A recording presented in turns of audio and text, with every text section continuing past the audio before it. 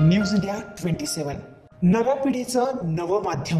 बडगुजर यांच्यावर शिस्तभंगाची कारवाई, भाजप प्रवेशाच्या हालचालींना स्थानिक आमदारांचा विरोध।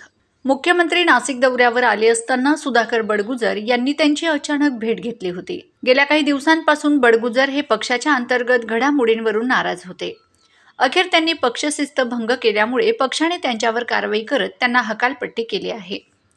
विशेष म्हणजे 3 महिन्यांपूर्वीच त्यांना पक्षात जबाबदारी देण्यात आली होती, मात्र त्यांनी आता या नियुक्तीबाबत नाराजी व्यक्त केली आहे। एवढ्या कालावधीनंतर ही नाराजी का, असा प्रश्न उपस्थित होत असून त्यांच्या नाराजीमागे दुसरे काही कारण असावे अशी शक्यता वर्तवली जात आहे। बडगुजर यांची हकालपट्टी झाल्यानंतर पक्षाच्या कामकाजावर कोणताही परिणाम झालेला नाही, अशी माहिती पक्षाकडून देण्यात आली आहे।